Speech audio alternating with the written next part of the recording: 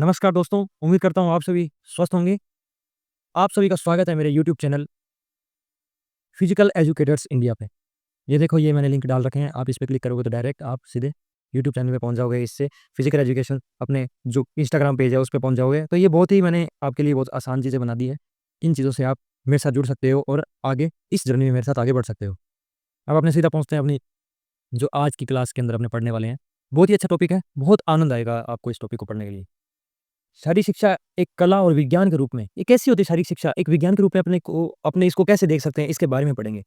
मैं आपको एकदम प्यार से बहुत ही अच्छे तरीके से समझाता हूँ। यह निर्धारित करने के लिए मतलब ये कि शारीरिक शिक्षा एक कला और एक विज्ञान के रूप में कैसे है, इसको कैसे निर्धारित करें? वो निर्धारित करने के लिए कि शारीरिक शिक्षा एक कला और विज्ञान कैसे है, मतलब उन सिद्धांतों की जाँच करना आवश्यक हो जाता है जिन पर ये आधारित है। ठीक है? उन चीज़ों पे, उन सिद्धांतों पे अपने को जाँच करनी है, जिन पे ये आधारित है। कला के रूप में शारीरिक शिक्षा कैसे है? कला के रूप में देखते हैं। कला को किसी काम को खूबसूरती से करने की विधि के रूप में परिभाषित किया जा सकता है। कला को कैसे अपने करेंगे? किसी काम को अपने परिभाषित कर रहे हैं ना, मतलब खूबसूरती से, बहुत ही प्यारे से तरीके से, उसको कला कहा जाता है। जैसे डांस कोई करता है तो एक कला के रूप में, कोई अभिनय करता है, कोई मतलब नाटक कर रहा है, एक्ट कर रहा है, एक्टिंग करते हैं ना जैसे, वो कितनी प्यार से होती है, कितनी अच्छी लगती है। तो इसी प्रकार उसी को कला कहते हैं, और कला किसी को कहते हैं। और वो शारीरिक शिक्षा के कैसे रूप में है वो ये अभी मैं आपको बताता हूँ। इसका तात्पर्य है कि क्रियाएँ है ना, जो क्रियाएँ कल्पना के ऐसे सिद्धांत और ऐसे सौंदर्य गुणों के साथ की जाती है कि वे सुंदरता, शालीनता और संतुलन को व्यस्त करती है या व्यक्त करती है, व्यस्त नहीं, व्यक्त करती है, मतलब अपने को बताती है कि भई सुंदरता क्या होती है, शालीनता क्या होती है और संतुलन, संतुलन मतलब अपने जो है ना, मतलब ये दिमाग के अंदर संतुलन पैदा करती है, सुकून मिलता है एक, वो मतलब कैसे अपने को करती है, ये अपने आगे देखते हैं। कोच, शिक्षक, मार्गदर्शक जिसने अपनी ऊँची कल्पना और उत्तेजक विचारों के साथ एथलीट को सिखाया है, वह भी एक कलाकार है। हम कला को कल्पना के रूप में भी देखते हैं। मतलब या कहते हैं, मतलब कल्पना है एक तरीके से कला, ठीक है? कैसे अपने किसी चीज़ को पेश कर सकते हैं। एथलीट के लिए प्रशिक्षण की कार्यक्रम योजना बनाते समय कोच को बहुत सारी कल्पना या कौशल की आवश्यकता होती है। इस चीज़ का ध्यान रखना, कौशल बहुत सारा सोचना पड़ता है कि उसको मैं कैसे तरीके से किस तरीके से करवाऊँ जिससे उसको आसानी भी हो और वो बहुत तरीके से कर ले और उसको बेनिफिट इतना हो जाए कि वो अच्छा परफ़ॉर्म कर ले। तो ये कला ही है ना, किसी प्रशिक्षक के रूप में, ठीक है? तो देखो कोच बहुत ध्यान रखता है अपने प्लेयर प्लेयर का। प्लेयर को भी उसकी बात को फ़ॉलो करना चाहिए। अगर अपने एक कोच को मान लेते हैं ना, कोच पूरा जीवन लगा देता है एक खिलाड़ी को बनाने के लिए। किसी को इंडिया खिलाना ना, तो कोच जितने साल वो प्लेयर खेलता है ना, उतने साल उस कोच के भी लगते हैं। ठीक है? वो कोच होता है ना, जो कोच, वो खिलाड़ी को जो उसका खिलाड़ी होता है, उसको अपने परिवार से भी ज़्यादा महत्व देता है। इस चीज़ का ध्यान रखना। इसलिए किसी कोच का दिल मत दुखाना, जो तुम्हारे लिए अच्छा संघर्ष कर रहा है, जो तुम्हारे लिए सब कुछ देने के लिए तैयार है ना, उस कोच को कभी दुखी मत करना। उदाहरण के लिए एथलीट में धीरज की आवश्यकता को पूरा करने के लिए कोच एक सर्किट प्रशिक्षण धीरज या फिर एंड्योरेंस, धीरज नहीं, एंड्योरेंस, एंड्योरेंस, धीरज, या फिर इसको हिंदी में अभी थोड़ा याद आ जाएगा तब बता दूँगा, अभी मेरे को सहनशीलता, सहनशीलता इसको हिंदी में कहते हैं, ठीक है? क्या? इसको एंड्योरेंस, एंड्योरेंस पैदा सहनशीलता पैदा करने के लिए, आवश्यकता को पूरा करने के लिए सर्किट ट्रेनिंग करवाता है, योजना बनाता है, एथलीट में ताकत की माँग को पूरा करने के लिए वजन प्रशिक्षण या फिर अपने इसको वेट ट्रेनिंग कह सकते हैं, ये चीज़ करवाता है, ठीक है? आगे अपने देखते हैं, इसी तरह प्लायोमेट्रिक रनिंग और हिल रनिंग की योजना या फिर आयोजन कोच द्वारा कुशलतापूर्वक किया जाता है। तीव्रता व्यक्ति की क्षमता पर निर्भर करती है और कसरत कोच के कौशल और कल्पना और रचनात्मकता पर निर्भर करता है। मतलब कैसे उसको एक्टिविटी करवानी है, किस प्रकार से उसको इतनी तीव्रता देनी है कि वो आगे परफ़ॉर्म अच्छा कर सके। इतनी भी तीव्रता उसको नहीं देनी कि जिससे उसको इंजरी भी हो जाए। मतलब इस तरीके का अपने को ध्यान रखना होता है, ये कल्पना से ही होता है। कोच में कल्पना, और कोच में जो कल्पना होती है, कोच में एक कला होती है कि खिलाड़ी को अपने कैसे आगे बढ़ा सकते हैं और कैसे उसमें इम्प्रूवमेंट करवा सकते हैं। सिर्फ़ और सिर्फ़ कोच में ये कल्पना होती है, इसलिए कोच बहुत एक तरीके से भगवान रूप ही होता है कोच। ठीक है? नियमों और तकनीकों का सेट रणनीतियाँ और रचनात्मकता का एक हिस्सा है। किस प्रकार से कोई चीज़ को करना है, कोई चीज़ किस प्रकार से सुंदर लग सकती है अपने को, वो काम कोच का होता है। ठीक है? इस चीज़ को ध्यान में रखो। शारीरिक शिक्षा एक विज्ञान के रूप में कैसे है, ये आपको बताता हूँ, अब आपको आनंद आएगा देखो। शारीरिक शिक्षा में मानव शरीर रचना विज्ञान, शरीर क्रिया विज्ञान, मनोविज्ञान, ये सारी चीज़ें मैंने आपको बताई है।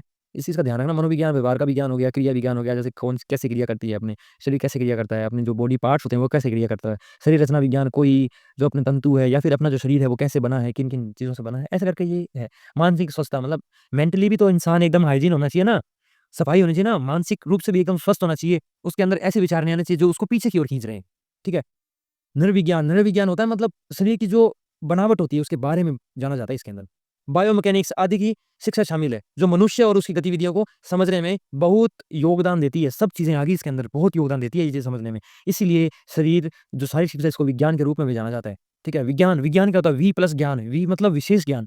किसी चीज़ के बारे में विशेष ज्ञान अपने को ग्रहण करना है ना, तो वो विज्ञान के द्वारा ग्रहण किया जाता है। शारीरिक शिक्षा के अध्ययन करते समय हमें पोषण, पोषण मतलब न्यूट्रिशन क्या अपने ले रहे हैं, मतलब क्या खा रहे हैं अपने, इस चीज़ को अपने को ध्यान में रखना पड़ता है। शारीरिक शिक्षा के अंदर आता है, ये अध्ययन करते हैं इसके बारे में।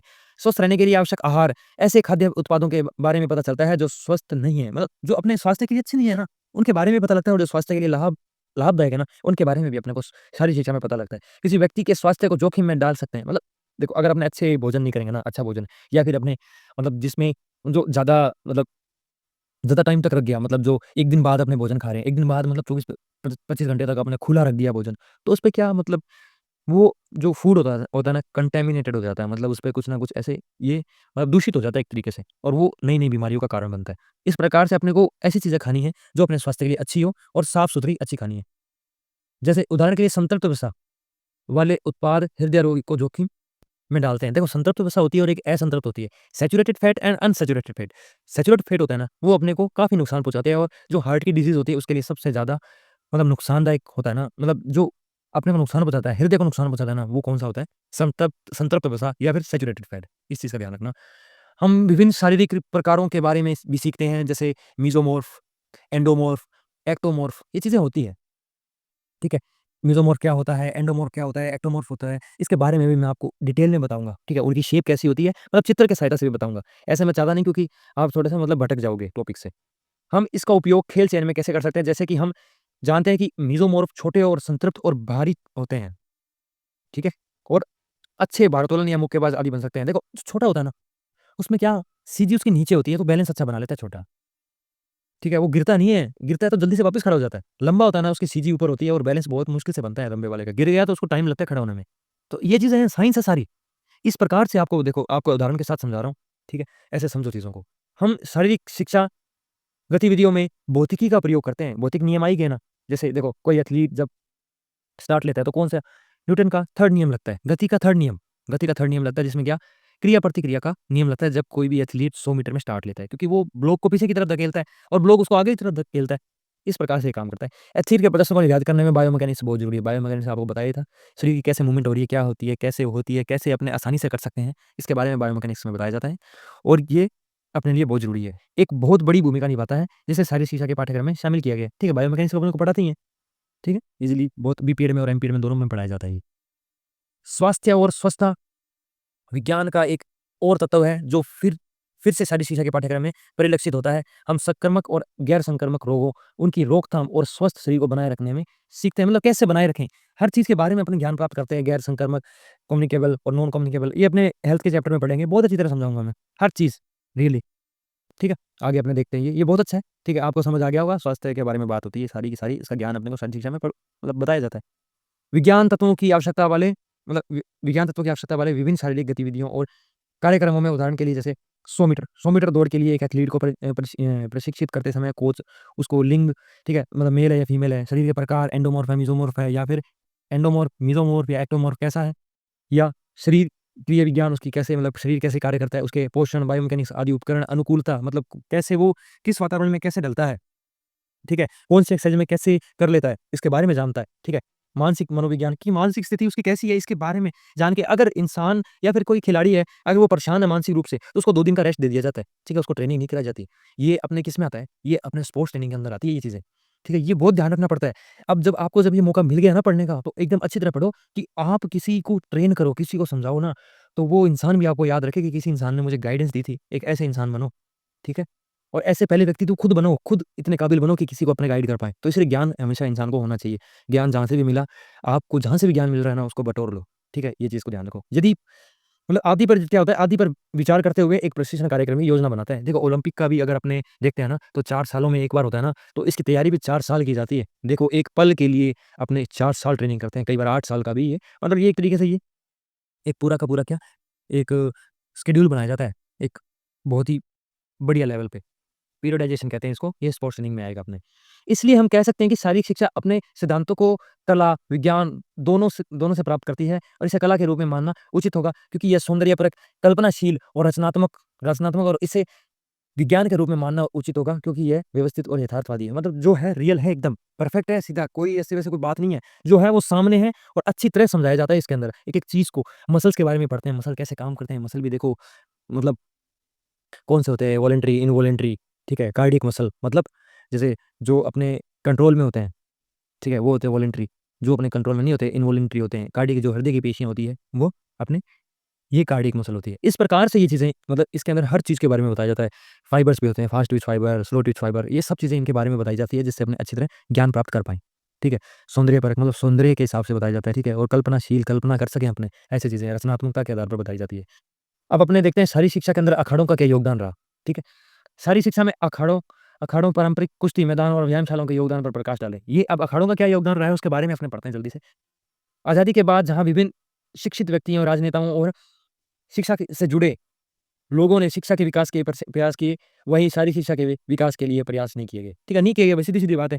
आज़ाद होने के बाद शारीरिक शिक्षा को एक तरीके से साइड में कर दिया गया, ठीक है? लेकिन बाद में अब धीरे-धीरे अब तो बहुत ज़्यादा सुधार हो रहा है, ठीक है? हमारे जैसे लोग और शारीरिक शिक्षा में आएँगे ना, तो और ज़्यादा सुधार होगा। इसीलिए आप मेरे से जुड़े रहें और आपको जैसे भी हेल्प चाहिए या फिर आप मेरे साथ जुड़ना चाहते हैं, आप मेरी हेल्प करना चाहते हैं और समाज को सुधारने में एक अपना योगदान देना चाहते हैं, तो आप मुझसे संपर्क कर सकते हैं। टेलीग्राम पे कर लो, इंस्टाग्राम मैंने अपनी आईडी दे दी है, उस पे आप मैसेज कर सकते हो। जैसा भी होगा अपनी कोशिश करेंगे। हालाँकि शरीर को मजबूत और स्वस्थ बनाने के लिए भारत में प्राचीन काल से मौजूद रही। मतलब चेतना है ना, जो मतलब किसी चीज़ को करने की जो अंदर होती है ना, जैसे ये आग होती है किसी चीज़ को करने की, एक इनलाइट होता है, मतलब एक करने की एक मतलब ललक होती है। वो क्या भारत के अंदर प्राचीन काल से रही है। सूर्य नमस्कार प्राचीन काल से ही है, ठीक है? इसे कबड्डी, कुश्ती, दंगल, पहलवानी, योगासन और कई अन्य प्रकार के व्यायाम जैसे उपकरण मुक्त खेल से शुरू से ही प्रचलन में रहे हैं। मतलब जो-जो दंगल हो गए, कुश्ती हो गई, कबड्डी हो गई, इसमें इक्विपमेंट की इतनी ज़्यादा ज़रूरत नहीं पड़ती, मतलब उपकरणों की इतनी ज़रूरत नहीं पड़ती पहलवानी में, या योगा के जो आसन है इसमें भी इतना ज़रूरत नहीं पड़ती। इसीलिए ये अपने ये मतलब बहुत ही अच्छा आपने कुश्ती बहुत अच्छा योगदान दिया इसने। इसलिए जब भारत में शारीरिक शिक्षा की स्थिति और आवश्यकता पर चर्चा हुई, तो देश के अखाड़ों और व्यायामशालाओं ने इसमें बहुत महत्वपूर्ण भूमिका निभाई है। अखाड़ों में दंगल के प्रदर्शन में भारत हमेशा से ही उत्कृष्ट रहा है। इन अखाड़ों में आम लोगों में शारीरिक शिक्षा के विकास को प्रोत्साहन किया है। ठीक है? ये चीज़ आपको समझ आ गई होगी, क्योंकि अखाड़ों में बहुत सारे इकट्ठे होते हैं। हरियाणा में बहुत अखाड़े लगाए जाते हैं, जिसके अंदर बढ़िया कुश्ती की जाती है। मेलों के अंदर अखाड़े होते हैं, आपस में मतलब ये पहलवानी करते हैं और जो जीतता है उसको बहुत इनाम दिया जाता है। घी के पीपे बाँटे जाते हैं, दूध दे दिया, एक भैंस ही दे देते हैं। लोग मतलब बहुत ही हरियाणा के अंदर क्यों आगे है ये? हरियाणा एक तरीके से इसमें खान-पान का भी है और उनका जो मतलब दिलदारपन है ना, मतलब खेल के लिए, खेल के प्रति, तो इसके कारण हरियाणा बहुत आगे है, सबसे ज़्यादा मेडल हरियाणा ही लेके आता है। अखाड़ों और व्यायामशालाओं में भारतीय युवा और खेल मतलब बच्चे खेल, ठीक है? जो मतलब चिल्ड्रन के लिए जो खेल हैं, व्यायाम, शारीरिक शिक्षा या शारीरिक गतिविधियों के माध्यम से खुद को सशक्त बनाते हैं, ठीक है? अखाड़ों, व्यायामशालाओं के स खुद को मजबूत बनाते हैं, खुद मजबूत रहेंगे तभी तो समाज मजबूत रहेगा। इस गतिविधि ने नए राष्ट्रीय नेताओं को शारीरिक शिक्षा की आवश्यकता का एहसास कराया। मतलब ये चीज़ें हो रही है ना, तो किसी न किसी को तो दिख ही रही है। जैसे अपने ये काम कर रहे हैं, अगर अपने आगे से आगे अपने पहुँचाएँगे ना, तो कोई न कोई एक इंसान दिखेगा, जिसको इस चीज़ से प्रेरणा मिलेगी और वो अपनी सहायता कर पाएगा और फिज़िकल एजुकेशन को आगे बढ़ा पाएगा। इस चीज़ का ये बहुत योगदान है। उस समय देसी रियासतों ने अखाड़ों और व्यायामशालाओं को संरक्षण प्रदान किया, जिससे नई सरकार का ध्यान शारीरिक शिक्षा की ओर गया। पटियाला, कोल्हापुर, मैसूर, इंदौर, अजमेर, बड़ौदा और भरतपुर में भी बहुत अच्छी कुश्ती करवाई जाती है। रेसलिंग बहुत अच्छी है, बहुत अच्छा स्टेडियम है भरतपुर के अंदर। जयपुर भी बहुत आगे है। बनारस, दरभंगा, बर्दवान, तमलुक आदि के राजाओं के अखाड़े पूरे देश में प्रसिद्ध हैं। ये बात है, रियली है ये, ठीक है? सबने बहुत अच्छा योगदान दिया है। वहाँ प्रतिस्पर्धा करने वाले पहलवानों को हर तरह की सुविधा मिलती थी। उन अखाड़ों के प्रसिद्ध पहलवान देश भर में घूमकर कुश्ती, दंगल में हिस्सा लेते थे और कुश्ती को बढ़ावा देते थे। इससे आम जनता भी अखाड़ों की ओर आकर्षित हुई। देखो, खेल के अंदर जो आकर्षित करेगा ना लोगों को, या फिर अपना अच्छा प्रदर्शन देगा, उसको इज़्ज़त देंगे, उसको बहुत अच्छा अपना ट्रीट करेंगे ना, तो खेल आगे बढ़ेगा। लोग भी उसमें जुड़ेंगे कि हाँ, खेल के अंदर जैसे नौकरी दे रही है सरकार, मतलब जो अच्छे खिलाड़ी है, उत्कृष्ट खिलाड़ियों को नौकरी दे रही है, तो और प्रयास कर रहे हैं कि हम अच्छा खेलें और हमें भी नौकरी प्राप्त हो। तो इस प्रकार से ये चीज़ें करनी चाहिए, खिलाड़ियों का भी सोचना चाहिए। कुश्ती को भारतीय दंगल कला के रूप में वैश्विक स्तर पर बढ़ावा देने के लिए भारत सरकार ने भी प्रयास किए शुरू किए हैं। भारतीय सरकार पहलवानों ने अंतर्राष्ट्रीय प्रतियोगिता में अपनी योग्यता साबित की, जिससे देश का मान बढ़ा है। देखो, अपने जो कुश्ती है ना, बहुत ही अच्छी कुश्ती है। फ्री स्टाइल बहुत ज़्यादा प्रचलित है अपने यहाँ पे, ठीक है? विनेश फोगाट जी हैं, देखो मतलब कितना अच्छा प्रदर्शन किया, ठीक है। ये दुर्भाग्य रहा कई बार अपना देश का भी मतलब देश का भी ये भाग्य में ये मेडल था नहीं, लेकिन मतलब वो वेट के कारण बाहर हो गए। लेकिन एक चीज़ देखो कुश्ती में कितना आगे है अपना भारत, ठीक है? पूरा वर्ल्ड एक तरीके से देखता है कि कुश्ती भारत की कैसे खेली जाती है, ठीक है? बहुत ही अच्छा है, मतलब बहुत अच्छा गेम है कुश्ती और भारत भी इसमें बहुत अच्छा कर रहा है। रियली एक दिल से प्राउड होता है, भारत किसी भी खेल में अच्छा करता है ना, एक दिल से संतुष्टि मिलती है। इसके परिणामस्वरूप बड़ी संख्या में बच्चे और युवा अखाड़ों में भाग लेने लगे, जिससे शारीरिक शिक्षा में उनके अमूल्य योगदान का पता चला। अखाड़ों में जहाँ अनौपचारिक शारीरिक शिक्षा के प्रचलन ने गति पकड़ी, वहीं औपचारिक शारीरिक शिक्षा पर भी पूरा ध्यान दिया गया, ठीक है? मतलब अनौपचारिक, औपचारिक दोनों जैसे अमूल्य योगदान तो मतलब अखाड़ों ने दिया ही है। युवाओं ने, बच्चों ने मतलब बहुत संघर्ष किया जिस जाके मतलब अब शारीरिक शिक्षा इस मतलब जो वर्तमान रूप है ना शारीरिक शिक्षा का, ये बहुत मेहनत लगी है इसको वर्तमान रूप को बनाने में। जहाँ अनौपचारिक शारीरिक शिक्षा के प्रचलन ने गति पकड़ी, अनौपचारिक मतलब जिसके अंदर अलग-अलग ऐसे काम थे, ठीक है? जो सामने नहीं आए लेकिन शारीरिक शिक्षा में योगदान बहुत दिया है, अनौपचारिक। और औपचारिक रूप से जो सामने आई बहुत एकदम तरीके से ध्यान दिया गया, जिससे भारत इस क्षेत्र में अंतर्राष्ट्रीय स्तर पर अग्रणी बन गया। मतलब बहुत ही अच्छा हो गया भारत खेल में अच्छे और भी विकासशील देश है भारत और विकसित की ओर बढ़ रहा है। खेल में भी बहुत आगे बढ़ चुका है, अब टेक्नोलॉजी बहुत आ गई है। दारा सिंह और गामा पहलवान जैसे नाम विश्व पटल पर भारत की पहचान बन गए हैं। दारा सिंह, इन्होंने रामायण के अंदर हनुमान जी का रोल किया था, ठीक है? गामा पहलवान, ठीक है? ये भी बहुत ही अपने महान रह चुके हैं अपने समय के और अभी भी इनको बहुत मतलब इनको माना जाता है, बहुत अच्छे पहलवान। कुछ तो इनकी दारा सिंह जी की, गामा गामा पहलवान जी की मतलब इनकी तस्वीर साथ रखते हैं, अखाड़ों में लगाते हैं, जिम में लगाते हैं, जिससे उनको मोटिवेशन मिल सके कि भारत की भूमि ने ऐसे पूतों को अभी जन्म दिया है, ठीक है? अपने को मोटिवेशन लेना चाहिए। कैसे-कैसे लोग रहे हैं अपने भारत में, ठीक है? आजकल तो स्थिति थो काफ़ी गंभीर हो चुकी है, लेकिन अपने को ध्यान रखना चाहिए, ठीक है? अपने समाज में कौन-कौन है, मैं ऐसी वीडियोज़ भी लाऊँगा जिसके अंदर अपने अपने जो महान व्यक्तित्व है ना, उनके बारे में भी जान सकें। आज भी सुशील कुमार जैसे सुशील कुमार, विनेश फोगाट और भी बहुत अच्छे-अच्छे सुशील कुमार ने अपने को 2 मेडल दिलाए हैं ओलंपिक के अंदर। आप कमेंट सेक्शन में ज़रूर बताना कि कौन से ओलंपिक में कौन-सा मेडल अपने को कुश्ती के अंदर दिलाया है और कौन-सा वेट कैटेगरी में। आप देखो मुझे जवाब दिया करो कमेंट सेक्शन में, जो-जो चीज़ें हैं, ठीक है? आपको भी बेनिफिट होगा और मुझे भी काफ़ी मोटिवेशन मिलेगा। और मतलब वीडियो को देखा करो, ठीक है? बहुत इम्प्रूवमेंट होगा आपका, ठीक है? और बाद में नोट्स वगैरह पढ़ लिया करो। ये पढ़ लिया ना आपने इसके बारे में, अब बाद में आपको ज़्यादा चीज़ें पढ़ने की ज़रूरत नहीं है, 2x पे देखा करो चीज़ें, ठीक है? गौरव का स्रोत, ये कुश्ती में गौरव के स्रोत है अपने। आज भी देश के विभिन्न राज्यों में अखाड़े, व्यायामशालाएँ जो नई पीढ़ी को शारीरिक शिक्षा की के प्रति जागरूक और उत्सुक बना रही है। मतलब अपने अखाड़े, व्यायामशालाएँ, जिम्नेज़ियम वगैरह देखते हैं ना, अपने को भी मोटिवेशन मिलता है कि भारत ने क्या-क्या अपने योगदान दिया है भारत के अंदर कैसे ये जैसे क्या होता है समाज के अंदर जो कोई अच्छा कार्य करता है ना, उसको सराहना मिलती है। उसको देख के कुछ लोग और अच्छा कार्य करने की ओर अग्रसर होते हैं। इस प्रकार के लिए ये शारीरिक शिक्षा का भी ये काम है कि स्वास्थ्य को आगे बढ़ाना, स्वस्थ शरीर को और स्वस्थ मन को आगे की ओर बढ़ाना, जिससे अपने अगर अच्छा मन होगा ना, जैसा होगा मन वैसा होगा तन। ठीक है? जैसा खाओगे अन्न, वैसा होगा मन। इस प्रकार से ये चीज़ें कनेक्टेड है, ठीक है? तो अपने को ये चीज़ों का ध्यान रखना है, अच्छी तरह अपना ज्ञान प्राप्त करना है और ज़िंदगी में आगे बढ़ना है और देश को भी आगे बढ़ाना है, ठीक है? इसी प्रकार आज की क्लास के अंदर इतना ही। आपको मैं मतलब वापस समझा देता हूँ, देखो ये स्लाइड बनाने में रियली बहुत मेहनत लगती है, कोई बात नहीं, मेरा काम है ये करना, ठीक है? आपको अच्छे से अच्छे कंटेंट प्रोवाइड करना, ठीक है? मेरा ये काम है और मैं इसको बखूबी निभाऊँगा, लास्ट तक निभाऊँगा। मैं मतलब ऐसा नहीं कि आपको मतलब जैसे बहला-फुसला रहा हूँ, अच्छे से करेंगे अपने क्वेश्चंस भी करेंगे, सब चीज़ें करेंगे। इन चीज़ों का मैंने आपको बता ही दिया है। ध्यान से करो, बढ़िया तरीके से पढ़ाई करो, अपना ध्यान रखो, स्वास्थ्य सबसे ज़्यादा ज़रूरी है, स्वास्थ्य से कीमती कोई भी चीज़ नहीं है दुनिया के अंदर, ठीक है? अपना ध्यान रखना, स्वस्थ रहो और जल्द ही मिलेंगे नई वीडियो के अंदर। आप ध्यान रखना। जय हिंद।